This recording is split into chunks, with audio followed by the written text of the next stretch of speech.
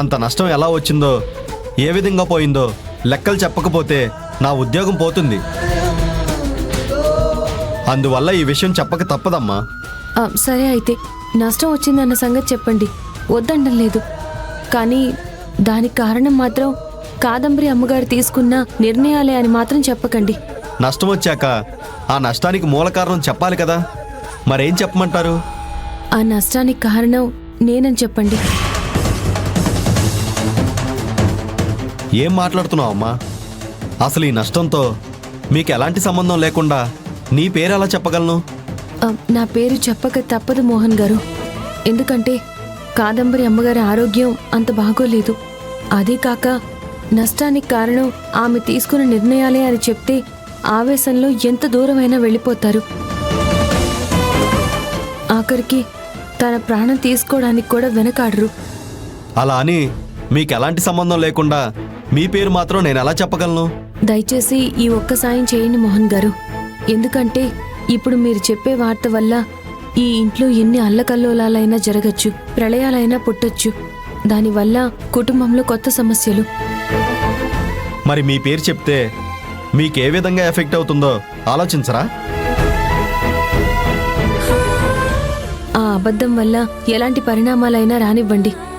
నా జీవితంలో ఎలాంటి అనర్థాలు జరిగినా పర్వాలేదు. కానీ మీరు చెప్పే వార్త వల్ల కుటుంబంలో ఎలాంటి సమస్యలు పుట్టకూడదు. దయచేసి నా మాట వినండి. కాదంబరి అమ్మగారి పేరు మాత్రం ఎత్తకండి. ఈ నష్టానికి కారణం నీలవేణి అని చెప్పండి. ఆ తర్వాత వచ్చే పరిణామాల్ని నేను ఎదుర్కొంటాను. దయచేసి నా మాట వినండి ప్లీజ్ మోహన్ గారు.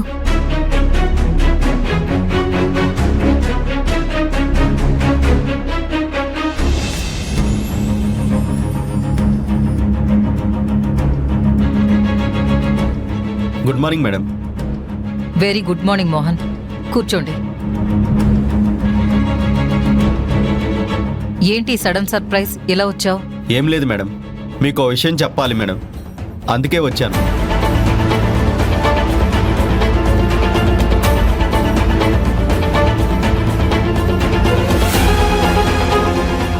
నిన్నే మోహన్, దేని గురించి? ఏం లేదు మేడం, మన కంపెనీకి 70 కోట్ల రూపాయల నష్టం వచ్చింది.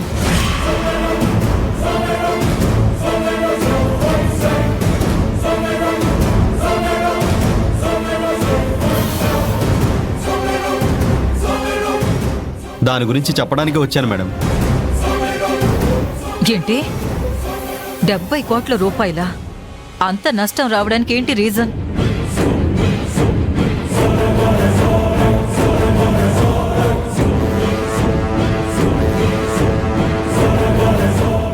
ఇటు అడుగుతుంటే ఎటో చూస్తావేంటి మోహన్? చెప్పు, అంత నష్టం ఎందుకొచ్చింది? మరేం లేదు మేడం, ఈ మధ్య నీలవేణి గారు తీసుకున్న కొన్ని నిర్ణయాల వల్ల ఆ నష్టం జరిగింది.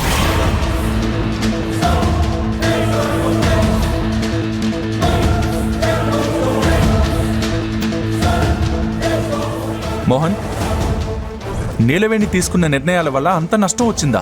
అవును తారక్ సార్. చిచ్చే,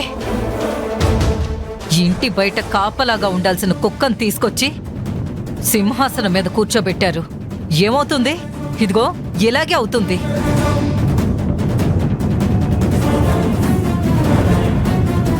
ఆ కుక్క సింహాసనం మీద కూర్చొని పాడు చేసినట్టు అధికారం అందించిన ఈ నీలవేణి కంపెనీకి నష్టం వచ్చేలాగా చేసింది. కాదంబరి, అసలు జరిగిందేంటో పూర్తిగా తెలుసుకున్నాక మాట్లాడదాం. అప్పటి వరకు ఆవేశపడకు. ఏంటి ఆవేశపడొద్దా? 1 కాదు 2 కాదు, 70 కోట్ల రూపాయల నష్టం. అంత నష్టం ఒక చేతకాని దాని చేతిలో అధికారం పెట్టడం వల్లే జరిగింది. ఒక చవటను తీసుకెళ్లి సింహాసనంలో కూర్చోబెట్టడం వల్ల జరిగింది. ఇప్పటికైనా మందలించాల్సింది పోయి 4 మాటలు అనాల్సింది పోయి వెనకేసుకుని వస్తున్నారు.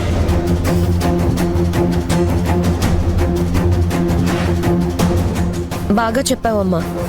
ఏ పని చేయడానికి ఎవరికి అర్హత ఉందో, ఏ బాధ్యత అప్పగించడానికి ఎవరికి బలం ఉందో తెలుసుకొని చేయాలి. అవునక్క, ఇంటి కోడలు అని తలకెక్కించుకున్నారు. ఇప్పుడు ఆ తల మీద 70 కోట్ల భారం పెట్టింది ఈ నీలవేణి.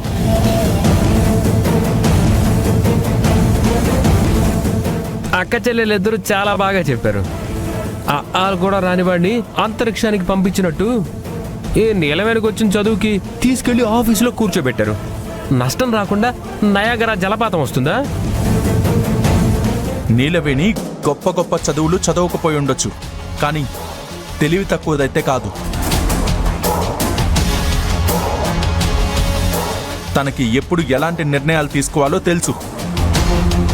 ఇదంతా ఎందుకు జరిగిందో నేను ఆరా తీస్తాను. ఇంకా ఆరా తీయడానికి ఆలోచించడానికి ఏముంది? ఇప్పటికైనా అర్హత లేని దాన్ని తీసుకెళ్లి అందలం మీద కూర్చోబెట్టారని అర్థం చేసుకోండి.